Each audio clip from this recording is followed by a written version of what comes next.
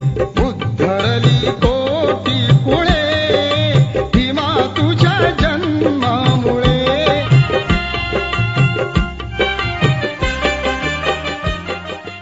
जात पात का अभिशाप हर अपमान से बड़ा था. जात पात का अभिशाप हर अपमान से बड़ा था. मनुवाद का अनुयायी हर शैतान से बड़ा था. अरे क्यों पूजा करें हम किसी और भगवान की, क्योंकि हमारे लिए हमारा भीम हर भगवान से बड़ा था. भारत रत्न, विश्वभूषण, महामानव, भारतीय राज्यघटनेचे शिल्पकार आणि राष्ट्र निर्माते डॉक्टर बाबासाहेब आंबेडकर या जयंतीनिमित्त त्यांना अभिवादन करण्यासाठीच BR न्यूज चॅनलच्या वतीनं राष्ट्र निर्माते डॉक्टर बाबासाहेब आंबेडकर या मुलाखत मालिकेअंतर्गत आपण संवाद साधत आहोत. पुण्यनगरीचे उपसंपादक सन्माननीय चन्नवीर भद्रेश्वर मठ सर, आपलं स्वागत स्टुडिओमध्ये. चन्नवीर भद्रेश्वर मठ सरांचं शिक्षण जरी MA इंग्लिश विषयातून झालेलं असलं तरी सुद्धा पत्रकारितेमध्ये त्यांचा हातखंडा आहे. एक उत्तम वक्ते, एक प्रभावी लेखक आणि सर्जनशील अनुवादक म्हणून ते अवघ्या महाराष्ट्राला परिचित आहेत. ते केवळ पत्रकार नाहीयेत, तर पत्रकारितेच्या महाविद्यालयामध्ये ते अध्यापन सुद्धा करतात. सोलापूरचं संचार, पुण्यातलं केसरी, लातूरचं एकमत आणि लोकमतच्या कोल्हापूर आणि सोलापूर आवृत्तीत त्यांनी विविध पदांवर काम केलं आणि सध्या पुण्यनगरीच्या सोलापूर आवृत्तीमध्ये ते मुख्य उपसंपादक म्हणून काम करतायत. ते शरण साहित्याचे अभ्यासक आहेत आणि शरण साहित्यावरती आणि लिंगायत धर्मावरती त्यांची पुस्तकं ही प्रकाशनाच्या मार्गावरती आहेत. आणि आज ते आपल्याशी संवाद साधतील महात्मा बसवेश्वर आणि डॉक्टर बाबासाहेब आंबेडकर यांच्या कार्याविषयी. सर, पुन्हा एकदा आपलं स्वागत. नमस्कार. सर, महात्मा बसवेश्वरांनी 12व्या शतकामध्ये कल्याण क्रांती केली आणि बाबासाहेब आंबेडकर संविधानाच्या माध्यमातून भीमक्रांती करतायत. तर या दोन्ही घटनांच्याकडे आपण एक शरण साहित्याचे अभ्यासक म्हणून कसं पाहता? तर सर्वप्रथम मी बाबासाहेबांच्या आणि बसवण्णांच्या आयुष्यातील साम्यस्थळाबद्दल आपण बोलतो. बाबासाहेबांनी घटना लिहिली, कायदा बनवला की बाबा अस्पृश्यता पाळणं हा बाबासाहेबांनी गुन्हा ठरवला कायद्याने. पण बसवण्णा कायद्याची गरजच पडणार नाहीये अशा समाज उभारणीचा ध्यास धरला होता. महात्मा बसवेश्वरांनी जेव्हा त्यांच्या कामाला सुरुवात केली, बसवयोगाचा प्रारंभ बिंदू ज्याला आपण म्हणतो तो स्त्री समानतेच्या मुद्द्यावरून झाला. स्त्री समानता कोणती, की आपल्या बहिणीला केवळ मुलगी आहे म्हणून तुम्ही जर तिची मुंज करणार नसाल तर मला असला धर्मच नको आहे. हे बंडाची पहिली ठिणगी होती. बाबासाहेबांनी कायदे बनवले, कायद्यानुसार दलितांना दलित किंवा दूषित मानणं, त्यांना न्याय न देणं हा गुन्हा ठरवला. बसवण्णा अशा समाजाचीच निर्मिती करतो, त्याचा ध्यास धरतो जिथं जात नसेल, जिथं वर्णभेद नसेल, जिथं लिंगभेद नसेल, जिथं स्त्री आणि पुरुष हा भेद नसेल, गरीब आणि श्रीमंत हा भेद नसेल आणि हा शूद्र हा दलित असं नसेल. त्यासाठी बसवण्णांनी हयात वेचलं. बसवण्णांच्या ओव्हरऑल आयुष्यामध्ये स्वतः पहिल्यांदा जगायला शिकवलं त्यांनी. नंतर त्यांनी सिद्धांत सांगितला. बसव धर्म असा आहे, लिंगायत धर्म असा आहे, तो केवळ तुम्हाला सैद्धांतिक मांडणी करत नाहीये, तो आचरणावर भर देतो. आचारवे लिंग, आचारवे स्वर्ग, अनाचारवे नरका म्हणतो बसवण्णा. बसवण्णांनी पापपुण्य नाकारलं, बसवण्णांनी मंदिर व्यवस्था नाकारली, बसवण्णांनी स्वर्ग नरक संकल्पना नाकारल्या. संकल्पना नाकारल्या म्हणजे काय केलं त्यांनी तुमच्या शरीराला मंदिर मानलं. मंदिर एवढं पावित्र्य तुमच्या शरीराला दिलं. त्यांनी मने मठगळा आगवेकू, तुम्हाला कुठल्या मठ व्यवस्थेत जायची गरज नाहीये, तुम्हाला कुठल्या मंदिरात जायची गरज नाहीये. तुमचं घर हे मठ असेल, तुमचं शरीर हे मंदिर असेल, तुम्ही जे काम करता ते तुमचं ईश्वर असेल.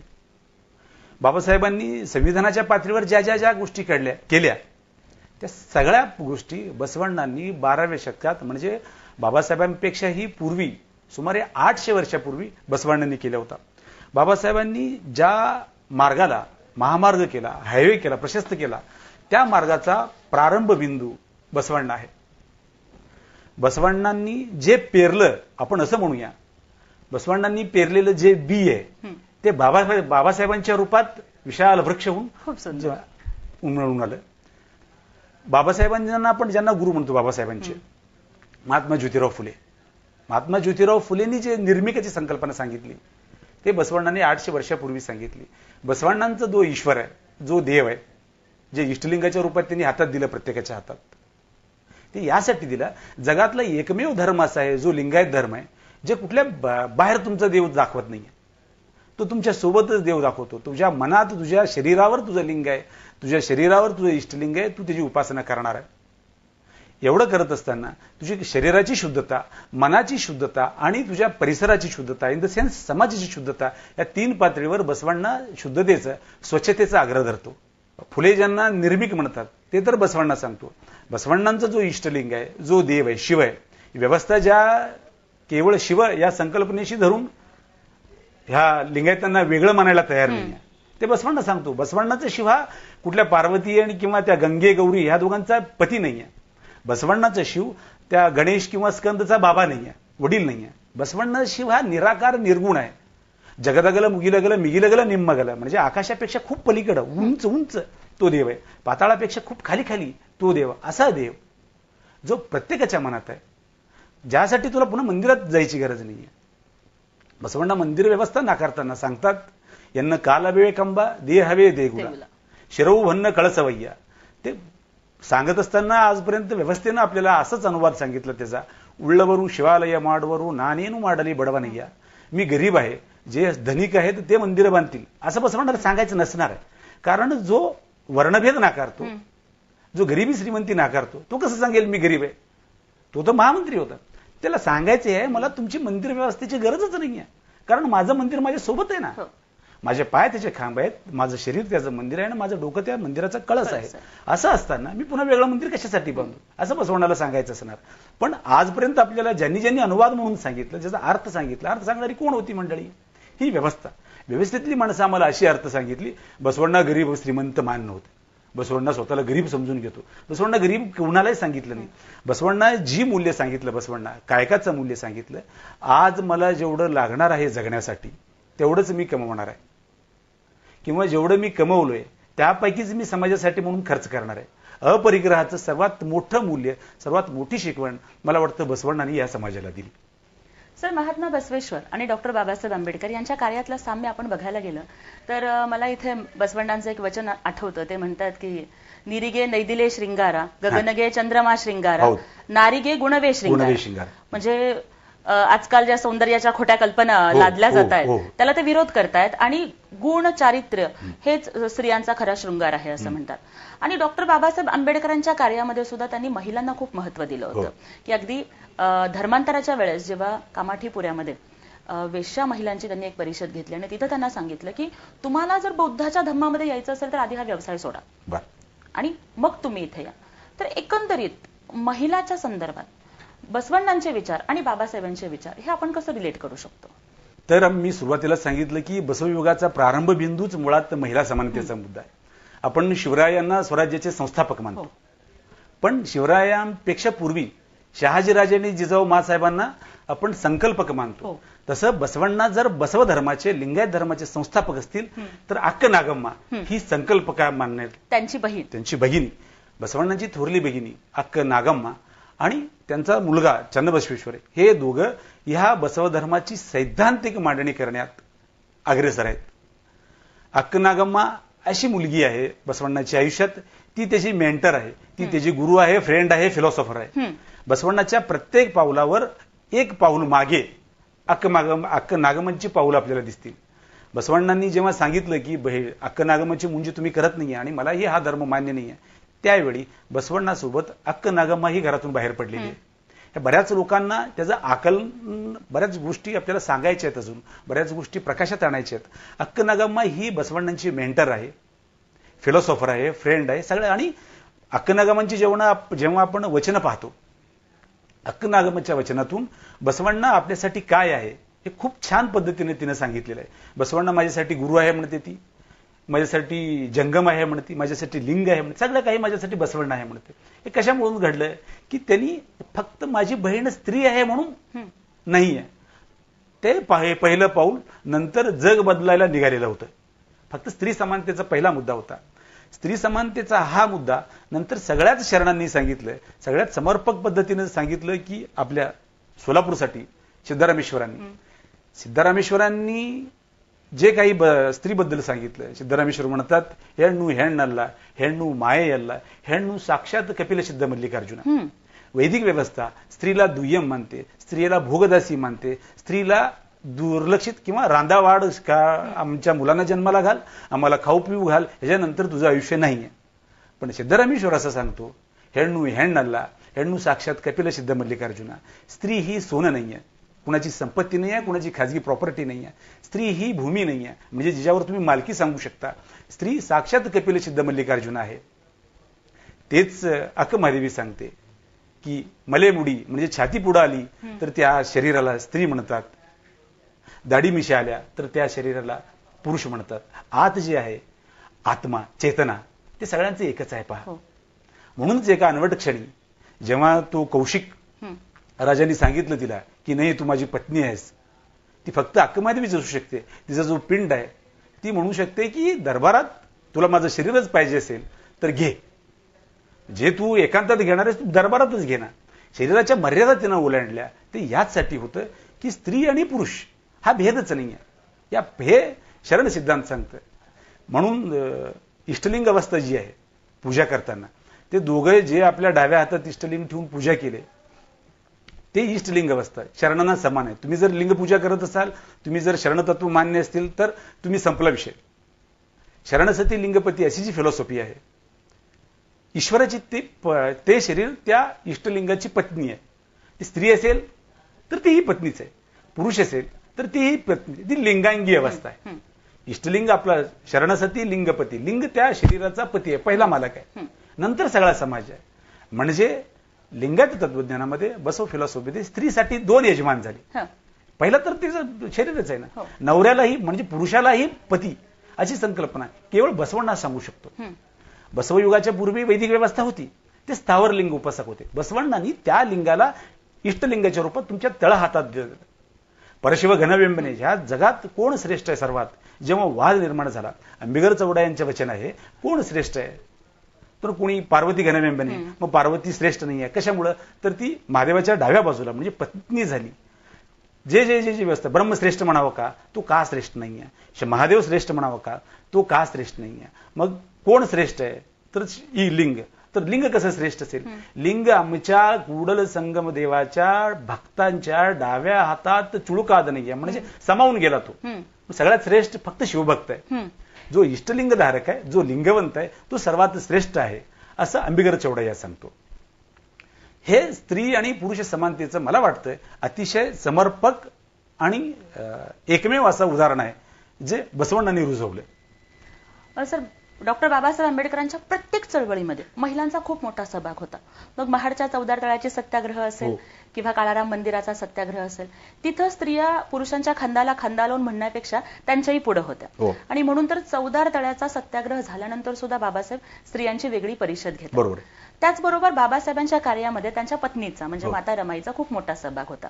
आणि आपल्याला बसवण्णांच्या ही जीवनात तसंच बघतं की त्यांच्या जीवनामध्ये त्यांच्या दोन पत्नी गंगांबिका आणि नीलांबिका यांचंही खूप मोठा योगदान होतं. तुम्ही आता अक्क महादेवींचा उल्लेख केलात. बसवण्णांचं वचन आहे की नन्न भक्तीय शक्तियो नीने, नन्न मुक्तीय शक्तियो नीने, आणि अक्क महादेवी ही माझी माता आहे असा तिचा गौरव करतात. की एकीकडे जी वैदिक परंपरा स्त्रियांना असं सांगते की न स्त्री स्वातंत्र्य मारहते, तर दुसरीकडे महात्मा बसवण्णा, तथागत बुद्ध आणि बाबासाहेब हे स्त्रियांच्या स्वातंत्र्याविषयी आग्रही राहतात. आणि मग इथं कुठेतरी बसवण्णांना महामंत्रीपदाचा राजीनामा द्यावा लागतो, बाबासाहेबांना कायदे मंत्रीपदाचा राजीनामा द्यावा लागतो. पार्श्वभूमी काय आहे ह्या दोन्ही राजीनाम्यांची? तर आता तुम्ही म्हणाले की बसवण्णांना ही दोन पत्नी होत्या, नीलांबिका आणि गंगांबिका. नीलांबिकेचं मी खास उदाहरण यासाठी देईन, आपण ज्योतिराव आपण समकालीन आपण बोलतोय, समकालीन घटनांसह समकालीन चरित्रनायकांचा आपण जर अभ्यास केला नाही तर आपल्याला बसवण्ण जास्त समर पद्धतीनं. तर मॅडम खूप छान तुम्ही प्रश्न विचारलात की आपण नीलांबिकेचा संदर्भ आहे. महात्मा फुलेंना आपण पाहतो, जेव्हापर्यंत आपण ह्या सगळा पैसा समकालीन समजून घेणार नाहीये, मला वाटतं की बसवण्ण आपल्याला जास्त समजणार नाही व्यवस्थित. बसवण्णा सांगितली आपण त्या व्यवस्थेतल्या एखादा महाराज करून ठेवलाय आपण, तो सुधारणावादी आहे.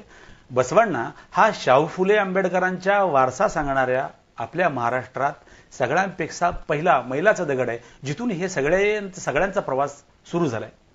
आपण महात्मा फुलेंबद्दल आपण बोलतो नेहमी की ज्योती म्हणजे प्रकाश. ज्योतिबांची पत्नी सावित्री. सावित्रींचा उल्लेख वारंवार असा होतो, एक साडी दोरीवर, दुसरी साडी अंगावर. आणि त्या माऊलीनं आपल्या नवऱ्याचं स्वप्न साकार करण्यासाठी जेवढे काही शक्य सगळे कष्ट उपसले. लोकांनी तिच्या अंगावर चिखल टाकला. सावित्रीचं जर आपण मूळ शोधायला गेलो तर तिचे स्रोत आपल्याला नीलांबिकेमध्ये मिळतात. नीलांबिका एका वचनात सांगते, वंशाचा वारसा सगळेच देतात नवऱ्याला, नवऱ्यापासून मुलं जन्माला घालणं प्रत्येक स्त्री करते, पण मी बसवण्णाची विचारांची वारसा आहे. क्या बात आहे. बसवण्णा माझ्यासाठी काय आहे? बसवण्णासाठी माझ्यासाठी गुरु आहे, देव आहे, हे सगळं आहे, परंतु मी त्याच्या विचाराचा वारसा देणारी त्याची पत्नी आहे, मी त्याची विचार पत्नी आहे म्हणते. मला वाटतं की जगातली ही पहिली पत्नी आहे जी असं सांगते, मी माझ्या नवऱ्याची विचारांचा वारसा चालवणारी आहे. आपण नीलांबिकेचं समग्र चरित्र जेव्हा आपण पाहतो, एक पूर्ण विश्व कवेत घेणारं आहे. ती राजकुमारी म्हणून वाढलेली आहे. बिज्जळाची ती मानसकन्या बहीण आहे. बिज्जळांचे वडील आणि नीलांबिकेचे वडील दोघं मित्र होते. हा इतिहास आहे, म्हणजे कुणी आख्यायिका किंवा कुणीतरी कल्पना विलास नाही. बिज्जळांची आई खूप लवकर एक्सपायर झाली होती आणि नीलांबिकेच्या वडिलांनी बिज्जळला आपल्या घरी सांभाळलंय. बिज्जळाच्या राजा पोमांडीनी बिज्जळाला नीलांबिकेच्या बाबांच्या घरी वाढवलं आणि नीलांबिका बिज्जळाची बहीण म्हणूनच वाढते. आणि बसवण्णाच्या प्रारंभीच्या काळात बिज्जळ हा बसवण्णांना समान मित्र या नात्यानं पाहतो. नीलांबिका आपल्या थोरल्या भावाला म्हणजे बिज्जळाला राजकीय दरबारात किंवा प्रशासकीय कामात मदत केल्याचंही लोक सांगितलं जातं. जनपदामध्ये त्याचा उल्लेख आहे. अशी मुलगी आणि बसवण्णाला वरते आणि सांगते मला ह्या मुलाशी लग्न करायचं, ह्या चुणचुणीत राजबिंडा वगैरे असलेल्या. दुसरं, आणि त्यावेळी काय वर्ज नव्हतं, 2-2 लग्न काय विशेष नव्हता. बिज्जळ विनंती करतो की बाबा बसवण्णा माझ्या बहिणीचा तू स्वीकार कर. अशी तिची पार्श्वभूमी आहे आणि ती आपण त्याला हवं तर प्रेमविवाह म्हणू शकतो. ती डेडिकेशननं समर्पण भावनेनं बसवण्णांची पत्नी होते. हा झाला पहिला पार्ट. विचारपत्नी, विचारांचा वारसा सांगणारी पत्नी. पुढं बसवण्णांची काही वचनं आहेत. नीलांबिका माझ्यासाठी काय आहे? एक मुलगा झाला त्यांना, बालसंगय्या, त्याचाही त्या वचनामध्ये संदर्भ आहे. म्हणजे एकंदरीतच जसं डॉक्टर बाबासाहेब आंबेडकरांच्या जीवनामध्ये माता रमाईचं योगदान होतं की एका वादळाची सावली म्हणून माता रमाई नेहमी सोबत राहिल्या. की आपण जे नेहमी म्हणतो की रमाई झाली स्फूर्ती ज्योती भीमराव आंबेडकरांची, तेच स्थान महात्मा बसवण्णांच्या जीवनामध्ये त्यांच्या पत्नींचं होतं. सर, परंतु डॉक्टर बाबासाहेब आंबेडकरांना कायदे मंत्री पदाचा राजीनामा द्यावा लागतो. तो स्त्रियांच्या अधिकारांच्यासाठी, ओबीसींच्या आरक्षणासाठी देतात. आणि महात्मा बसवण्णांना सुद्धा महामंत्री पदाचा राजीनामा द्यावा लागतो. काय कारण होती त्याची? तर तो संदर्भ तुम्ही म्हणताय की ओबीसींच्या अधिकारांसाठी किंवा स्त्री समानतेसाठी, बसवण्णा सुद्धा त्याच अधिकारांसाठी आणि त्याच हक्कांसाठी महामंत्री पदाचा राजीनामा दिला. तो किस्सा असा आहे, बसवण्णा ज्या अनुभव मंडपाची बसवण्णांनी स्थापना केली, अनुभव मंडपामध्ये जवळपास 1.5 लाख लोकांच्या साक्षीनं ज्याला व्यवस्था जातीविरोधी मानते त्या लग्नाला आंतरजाती विवाह मानते, व्यवस्थेनं त्या विवाहाला विरोध केला होता. चांबार हरळे यांचा मुलगा आणि मधुवरसा ह्या अग्रज ब्राह्मणांची मुलगी, या दोघांचं आंतरजातीय विवाह ज्याला म्हटलं जातं, तो विवाह बसवण्णांनी अनुभव मंडपामध्ये घडवून आणला. त्या विवाहाला व्यवस्थेचा विरोध होणं स्वाभाविकच होतं. व्यवस्थेनं म्हणजे धर्मसत्तेनं राजसत्तेला हाताशी धरून कल्याणमध्ये क्रांती घडवली. कल्याण जी भूमी शरणांची भूमी होती, जी मांगल्याची भूमी होती, शरणांच्याच रक्तानं माखून गेली. यांची वचनसंपदा जिथं जिथं होती त्या भांडारला आग लावण्यात आलं. कल्याणमध्ये रक्तजंजित क्रांती झाली, लोक परांगदा झाले. त्या अनवट क्षणी बसवण्णांचं लक्षात आलं नाही, आता ह्यापुढं बसवण्णांचं वचन आहे की पती जर रागावला आपल्यावर तर त्या घरात राहण्यात अर्थ नाहीये. राजा मुनिधरू म्हणजे रागवणं, राजा आपल्यावर असंतुष्ट झाला, आपल्यावर राग व्यक्त केला त्यांनी, तर त्या राज्यात राहण्याचा अधिकार नाही म्हणतो बसवण्णा. दोन्ही त्यांनी सांगितलेले. संसारिक स्त्रीला आपल्या पतीनं आपल्यावर रागवलं, आपला दुरस्कार केला आपण म्हणूया, तर केलं तर त्या घरात आपल्याला राहण्याचा अधिकार नाही, आपण राहू नये, जिथं मान नाही आपण राहू नये. तोच धागा सांगतो बसवण्णा. या दरबारात, या बिज्जळाच्या दरबारात, या राज्यात आपल्याला मान नाही येता. आपल्या मुलांचा इथं पराभव झाला, आपल्या विचारांचा पराभव झाला, इथं मारलं जातंय त्यांना. म्हणून बसवण्णांनी त्या क्षणी महामंत्री पदाचा राजीनामा दिला. आणि ही गोष्ट बसवण्णा तिथून बाहेर पडले, कल्याण क्रांती झाली, ह्या सगळ्या शरणांचं कत्तल झालं. ही गोष्ट अशी एकमेव क्रांती अशी आहे जी सत्तेसाठी झालेली नाही. आपण जागतिक क्रांत्यांचा इतिहास जर मानेल. डॉक्टर बाबासाहेब आंबेडकर सुद्धा आंतरजातीय विवाहांना प्रोत्साहन द्यायचे आणि आताच आपण सांगितलं की महात्मा बसवेश्वरांनी सुद्धा 12व्या शतकामध्ये त्यांनी आंतरजातीय विवाह केला होता. त्याची पार्श्वभूमी आम्हाला समजावून सांगा. तर मी व्यवस्था त्याला जरी आंतरजातीय विवाह मानत असेल तर मॅडम मी त्याला आंतरजातीय विवाह मानत नाही. त्याचं कारणच आहे, हरळयाला आपण चांबार म्हणूनच पाहतो. मुळात बसवण्णा असं सांगतो की तू कासी कम्मार नादा बीसी मंडिवाळा नादा. कारागीर आहेत ते. बसवण्णाच्या धर्मामध्ये जातीचं कोण श्रेष्ठ कनिष्ठ नाहीये, ते सगळी कारागीर आहेत. लोखंड तापवतो तो लोहार आहे, सोनं तापवतो तो सोनार. त्याच्यामुळं हे सगळे एक आहेत. बसवण्णाच्या दारात जे कोणी होते, हरळयाला हरळया म्हणलं की मी चांबार आहे, नाही म्हणे तू आते, तू शरण आहेस, तुझ्या गळ्यात लिंग आहे, तू मूल्यांचा विचार करतो. सगळ्यांची वचनं अशी आहेत की बाबा नाहीये. जातीअंताची लढाई तिथं सुरू झाली होती. मग त्याला पुन्हा आपण कशी जात चिटकवणार, ते चिटकवता येणार नाहीये. पण व्यवस्थेनं काय केलं, हरळयांचा मुलगा होता आणि मधुवरसा, तो नंतर बसवेश्वरांच्या प्रभावाखाली आले, ते मधुवय्या झाले. या दोघांचा विवाह झाला. तर ती पार्श्वभूमी अशी आहे, हरळय्या एकदा रस्त्यातून जात असताना महामनेकडे म्हणजे दरबाराकडे जात असताना समोरून बसवण्णा आले. बसवण्णा आल्यानंतर सगळेच त्यांना शरणू शरणार्थी म्हणायचे. बसवण्णा तेवढेच जातीभेद न मानणारा हा संत होता. हरळय्यांनी त्यांना सांगितलं की शरणार्थी. बसवण्णा वाकून त्यांना म्हणाले शरणू शरणार्थी. हे हरळय्याला खूप बोचलं.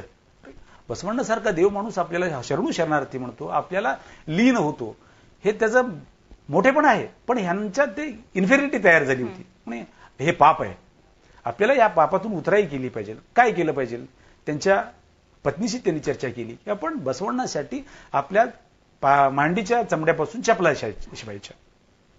ते चप्पल शिवतात, ही कथा आहे. आणि इतिहासकार काही लोक आजही सांगतात की इथं हे चपला आपल्याला आली पाहायला मिळतात, असा दावा केला जातो. त्याची सत्यता असत्यता हा विषय नाहीये. चप्पल घेऊन गेल्यानंतर बसवण्णा त्या चपलांना जेव्हा लक्षात आलं बसवण्णांच्या याचे पार्श्वभूमी काय आहे, बसवण्णा ते चपला कुडल संगमदेवांच्या चरणपादुका म्हणून ते डोक्यावर ठेवतात.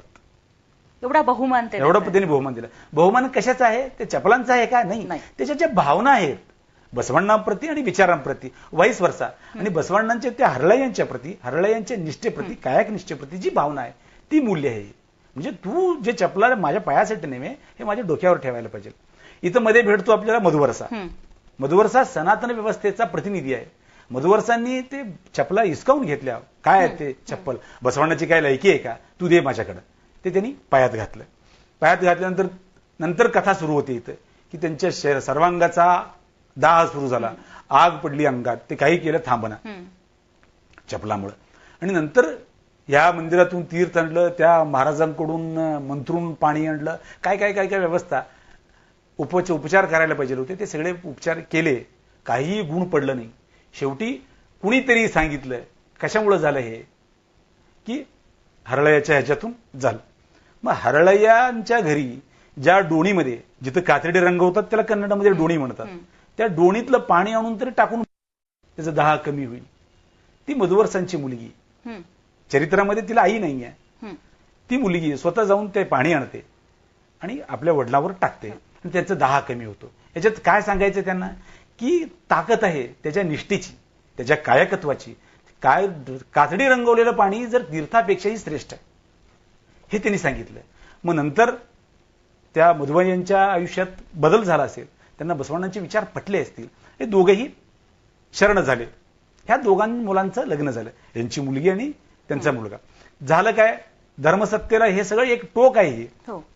एका सर्वोच्च टोकावर कल्याण क्रांती झाली. हा विवाह पेटलेलाच होता आधी कल्याण, फक्त ठेणगीची गरज होती.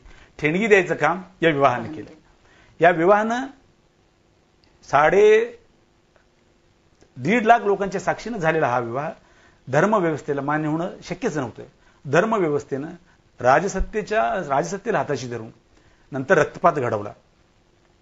तर विवाहाचं पार्श्वभूमी अशी होती की ज्या विवाहाला जबाबदार जे लोक होते त्यांना धर्मव्यवस्थेनं हत्तीच्या पायाला बांधून फरफटत नेलं.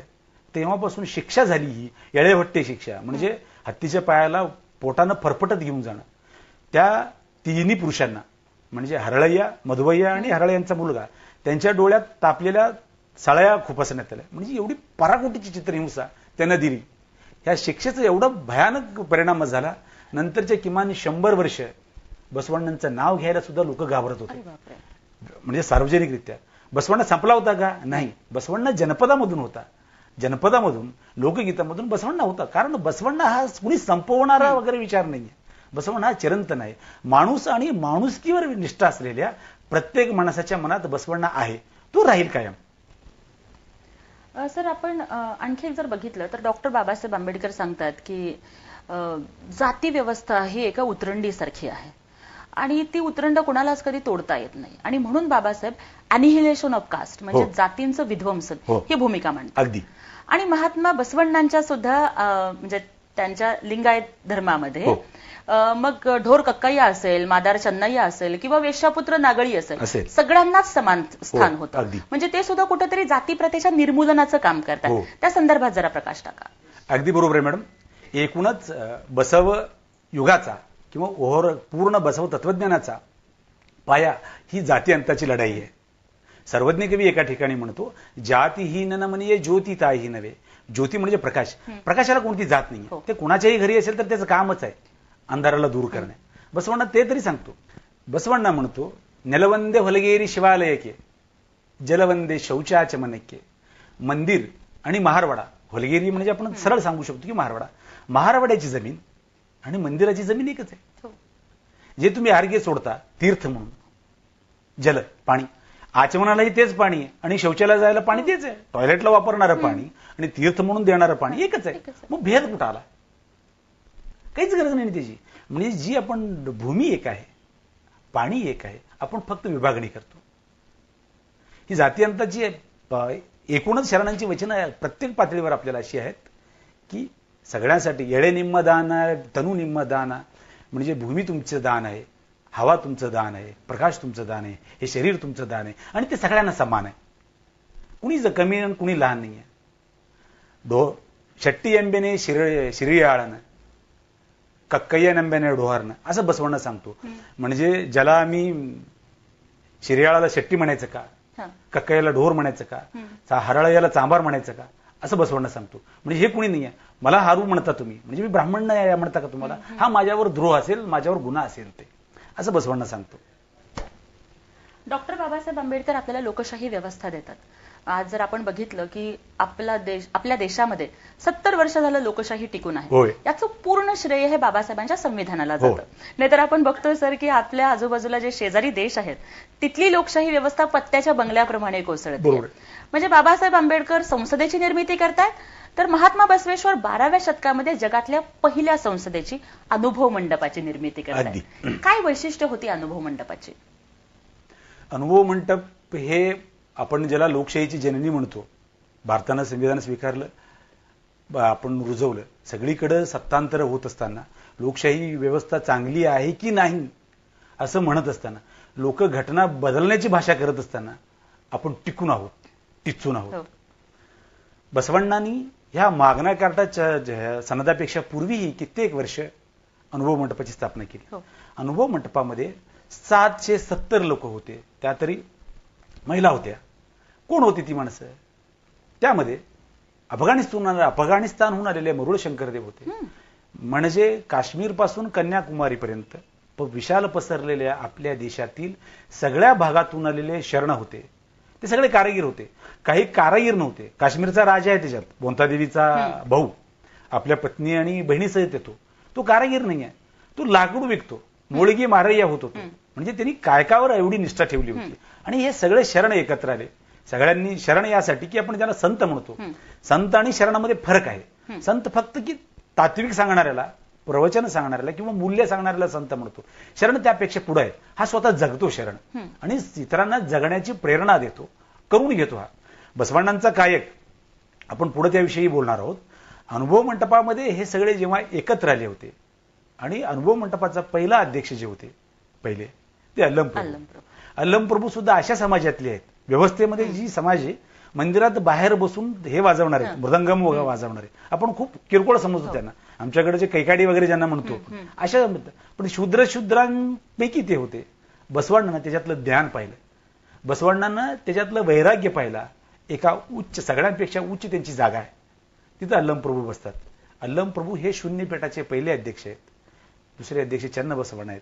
आमचा नायक जो या भूमीचा आहे, स्वर्णलिगीचा, जो स्वतः सांगतो की 68,000 वचनांचा मी रचयित आहे, तो त्या अनुभव मंडपाचा तिसरा अध्यक्ष आहे. हो. व्यवस्थेनं त्याला आता तळ्यातला महादेव केलाय. हा स्वतंत्र विषयात अभ्यासाचा होईल. अशा अनुभव मंडपामध्ये निर्वाण अवस्थेत अक्कमहादेवी येते आणि अक्कमहादेवी हा निर्वाण कशी काय आली, दिगंबर कशी आली, तिची परीक्षा घेतात अल्लमप्रभू. अनुभव मंडपातला खूप मोठा अध्याय हा अक्कमहादेवीची परीक्षा. आणि सगळं झाल्यानंतर अल्लमप्रभू आणि बसवण्णा सगळे शरण महादेवी अक्काची माफी मागतात. देवी, तू देवी होतीस आम्हाला माहित आहे, तरीही समाजाप्रती म्हणून, लोकांप्रती म्हणून तुझी परीक्षा आम्ही घेतली.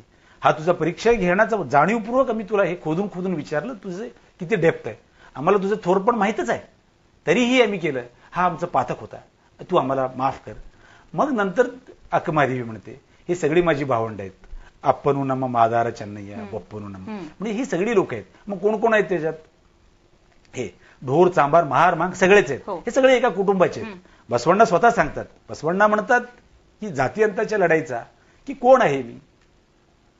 चांभार हरळयाच्या घरी काम करणारी मुलगी, कक्कयाच्या घरी काम करणारा मुलगा, हे दोघं जाऊन शेतात संघ करतात.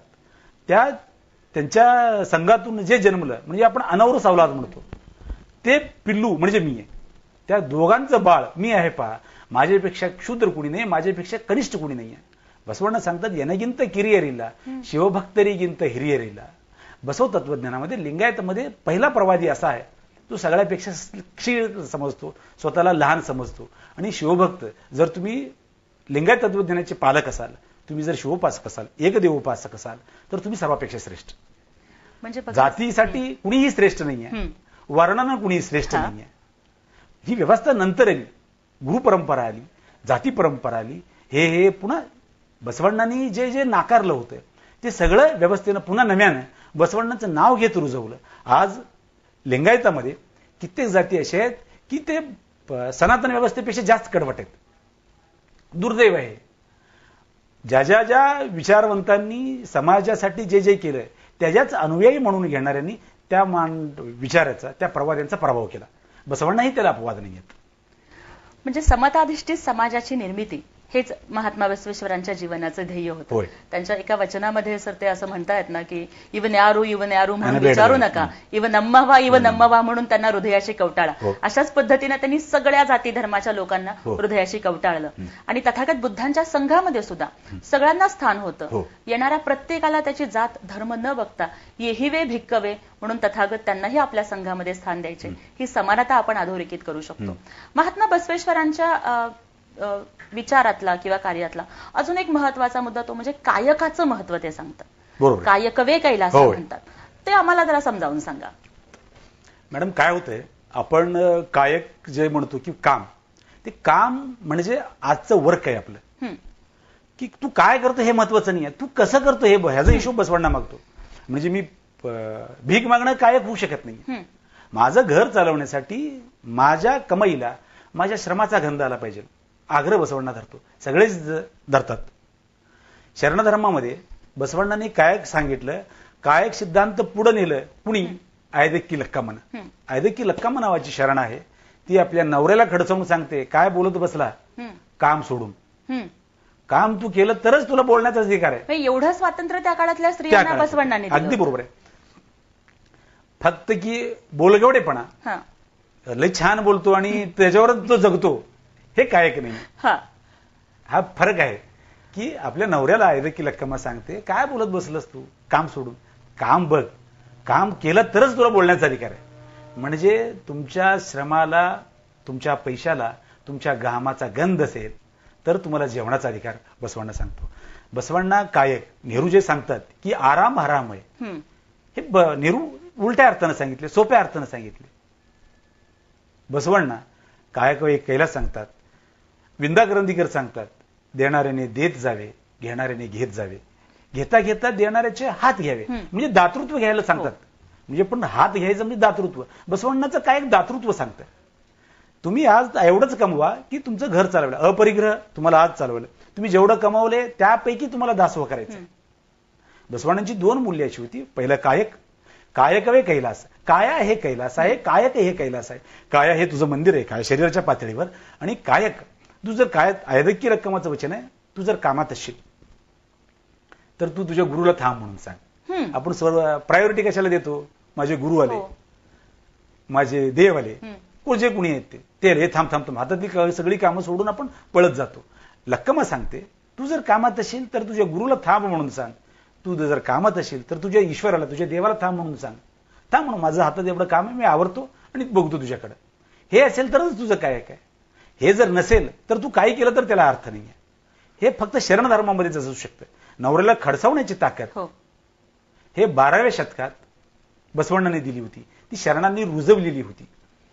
कायकाचा दुसरा मुद्दा असा आहे, कायक करत असताना कासी कम्मार नादा बीसी मडिवाळ नादा. तुमच्या ज्या कामावर आहेत ते कुठले क्षीण नाहीये. मग कोण काय करतो हे त्याचं कायक झालं. कसं करतो ती त्याची कायक निष्ठा झाली. आणि त्याचा उपयोग कसा करतो समाजाला, तो दासोह झाला. दासोहाचा मुद्दा ह्याच्या पुढचा. व्यवस्थेनं दासोह म्हणलं की दान, दक्षिणा आणि दासोह एकाच अर्थानं वापरली जाणाऱ्या या संकल्पना आहेत. तर बसवण्णांना अपेक्षित असलेला दासोह असं दान आणि दासोह छाप नाहीये. तो दान आणि दक्षिणेचा नाहीये. दासोह पुन्हा तुमच्या धामात तुमच्या पैशाला हिशोब मागतो, अकाउंटिंग मागतोय. दानामुळे काय झालं? दानामुळे मंदिर व्यवस्था श्रीमंत झाल्या, मठ व्यवस्था निर्माण झाल्या, श्रीमंत झाल्या, पुरोहित श्रीमंत झाली. दक्षिणेमुळे तेच घडलं. हे लोक तू दक्षिणा दे, पाण्यात बुडवून दे, तुला पुण्य. हा पुण्याचा व्यवहार दासोमध्ये नाहीये. दासोह अशी संकल्पना आहे, माझ्याकडे आहे, मी माझ्या श्रमानं कमवलो आणि तुमच्याकडे नाही म्हणून देणार नाहीये मी, तुझी गरज आहे म्हणून देणार आहे. दासोह म्हणजे समाज, जंगम जी व्यवस्था आहे ती समाज म्हणून वापरलेलं आहे. माझं कमाई, माझ्या शुद्ध कायकानं कमवलेल्या कमाईचा मी ठराविक वाटा समाजाला देणार आहे, जंगमाला देणार आहे. मग ते कोण असतील? मग त्यावेळी ज्याची गरज असेल तो आपल्या घरी जेवण. जंगम प्रसाद करणं, आपल्या घरात किमान 5-6 जण किंवा 2 तरी आपल्या घरी जेवून गेले पाहिजेत. म्हणजे कुणीतरी यांना बोलवून त्यांना सन्मानानं जीव घाला असं नाही. जो गरजू आहे त्या काळातला समाजाचा त्याला आपल्याला जीव घालायचा आहे. जाती व्यवस्था नंतर व्यवस्थेने जन्माला घातली, मग गुरु परंपरा आली, मग जंगम ही जात झाली नंतरच्या काळात. ही जंगम जात नाही. बसवण्णांचं ज्या वचनातला जो जंगम आहे ते मूल्य आहे, ते विचार आहे, ते ज्ञान आहे, ज्ञानाच्या पातळीवरती आहे. व्यवस्थेनं नेमकं त्याचंच नाव सांगत उलट केलं. कारण ही व्यवस्था काळाची चक्र उलट फिरवायला पटाईत आहे. डॉक्टर बाबासाहेब आंबेडकर सुद्धा हेच सांगतात समाजाला की तुम्ही तुमच्या उत्पन्नातला, कमाईतला 20वा हिस्सा समाजासाठी खर्च करा. आणि मग ही संकल्पना आणि बसवेश्वरांची दासोहाची संकल्पना ही सारखी वाटत नाही का आपल्याला? अगदी.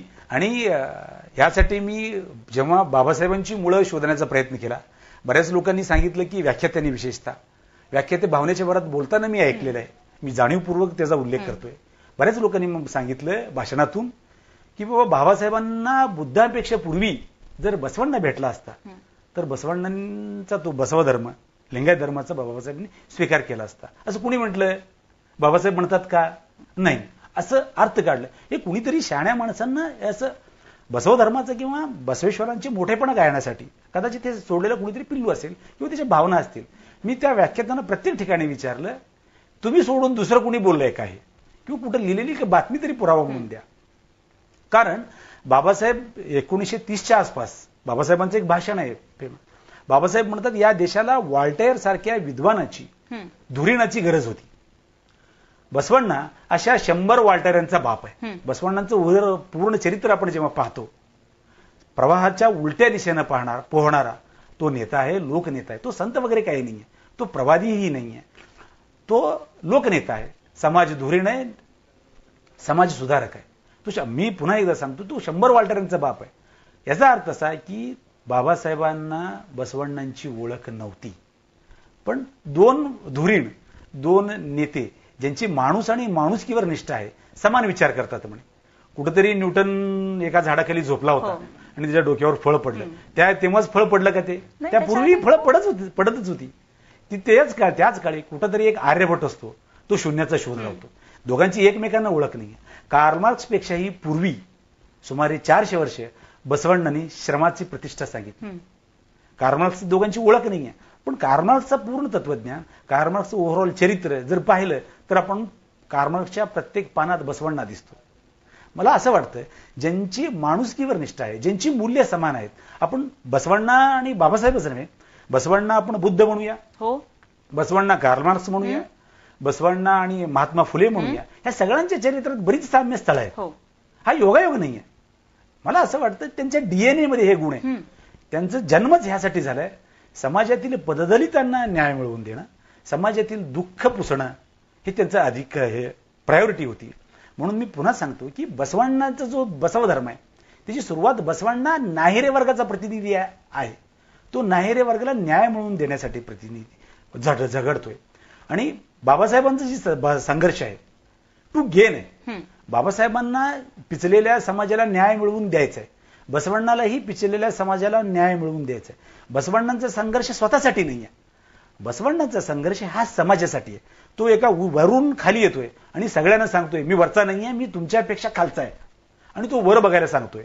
आणि बाबासाहेब खालून वर जायचंय सगळ्यांना, बाबासाहेबांना खरून वर जात असताना आपल्या गोतावळ्याला घेऊन जायचंय.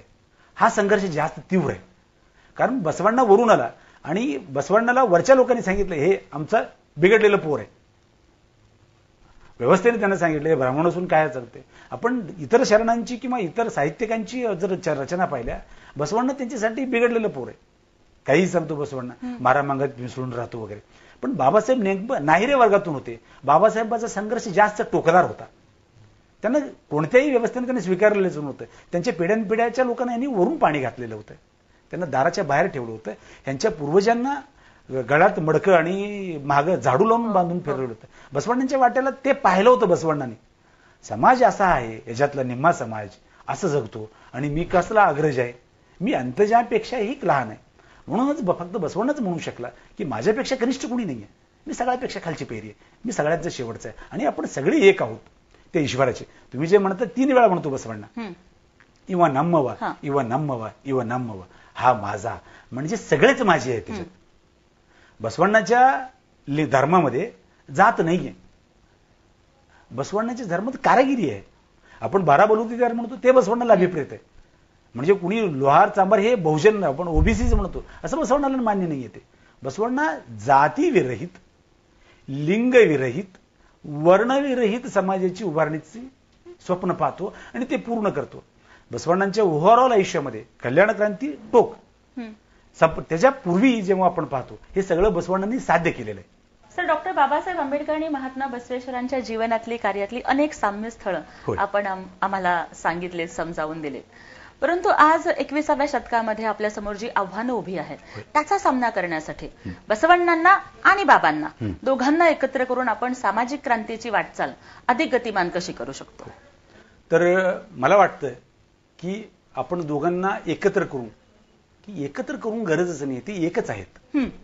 मी नेहमी सांगतो या देशाची, ज्याला आपण भारत म्हणतो, आसे तू हिमालय, म्हणजे कन्याकुमारीच्या टोकापासून हिमालयापर्यंत भारताची उभारणी 4B मध्ये झाली आहे. भारत पहिला भेटतो आपल्याला बळी, नंतर भेटतो बसवण्णा, नंतर भेटतो भीमराव. ह्या 4 दोघांना सोडून हा विषयच होऊ शकत नाहीये. बसवण्णा आपल्याला फक्त व्रॅपरमध्ये ठेवलंय असं नाही, बसवण्णा रुजलाय समाजामध्ये, फक्त की भाषेच्या मर्यादा होत्या. बसवण्णांची जी वचनं होती, बसवण्णांचं जे चरित्र आहे ते कन्नड पुरतं मर्यादित राहिलंय. बसवण्णा लोकांपुढे जास्ती कुणी आणलं तर त्या माणसाचं नाव फग वळकट्टी. जनपदामध्ये बसवण्णा होते, वचनामध्ये बसवण्णा होते. फग वळकट्टी नावाच्या एका नव्या संतानं, MM कलबुर्गी नावाच्या एका साक्षेपी संशोधकानं ते सगळं आणलं. ते तुम्हाला पुस्तक रूपात घरोघरी दिलं. नंतर अनुवाद झाली त्याची.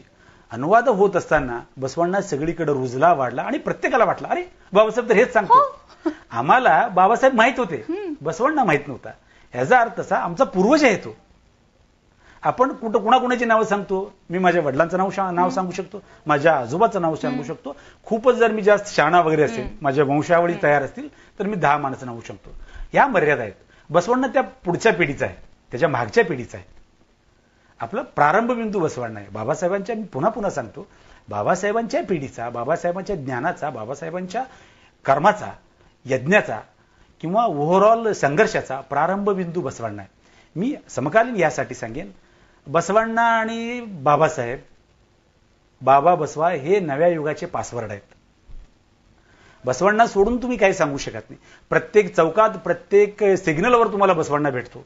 तुम्ही जर जातीबद्दल बोलत असाल तर तो विचारेल तुम्हाला, काय पाहिजे तुला, काजी कम्मारांना सांगेल, काय काय काय काय तुला पाहिजे. तर प्रत्येक बसवण्णांची जेवढी काही वचनं आहेत, बसवण्णा सांगतो कर्मकांड करताय ना तुम्ही, कुठंतरी तुम्ही नवस केलेले ते पूर्ण करायचंय. बाबासाहेबांनी सांगितलं की व्याज कर्जबाजारी करून तुम्ही कर्मकांड सोडून द्या. बसवण्णा हेच सांगतो, वेदावर मी वार करेन, शास्त्रांना बेड्या ठोकेन. जे जेव्हा बसवण्णा सांगतो, बसवण्णा त्या बोकडाला सांगतो, बोकडाला उद्देशून बसवण्णांची वचनं अशी आहेत, रड बोकडा रड, शास्त्रांच्या समोर जाऊन रड, जे तुला कापायला सांगितले. वेदांच्या समोर जाऊन रड, जे तुला बळी द्यायला शिकवण देतात. असं फक्त बसवण्णा सांगू शकतो. बाबासाहेब आपल्याला आपल्या बोली जगलेले पाहिलं होतं, त्यांनी दारिद्र्य पाहिलं होतं. हे लोक दारिद्र्यात असताना पुन्हा कर्जानं पैसे काढून पुन्हा बळी देऊन नवस आयास करतात. त्यातच आपला समाज पिचून चाललाय. ते कर्ज फेडत पुन्हा मजुरीला जाणार, मजुरी करून करून हे पुन्हा पैसे फेडणार. बाबासाहेबांनी हे व्यवहाराच्या पातळीवर सांगितलं, बसवण्णांनी हे विचारांच्या पातळीवर सांगितलं.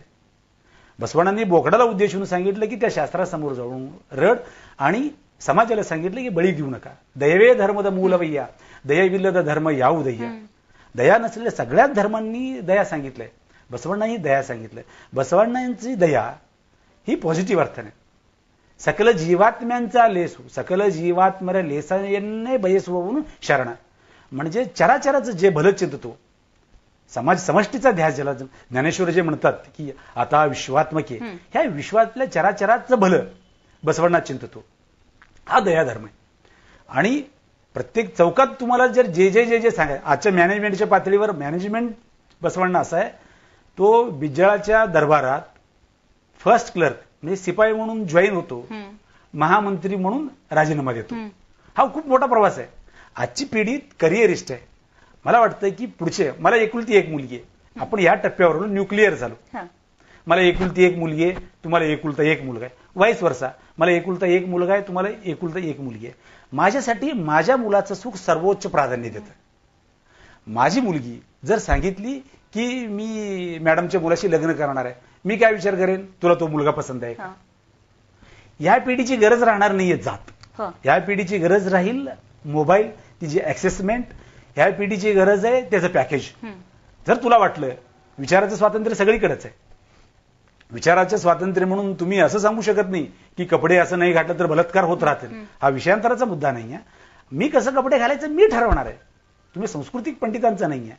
जर तसं असेल तर जो मुलगा तिला पसंत करणार आहे, ते दोघांची जात पाहणार नाही, ते दोघांचे प्रोफाईल पाहतील, ते दोघांचे पॅकेज पाहतील, ते दोघांच्या आवडीनिवडी पाहतील, आणि विभक्त होण्याची प्रक्रिया पण तेवढी सोपी राहणार आहे.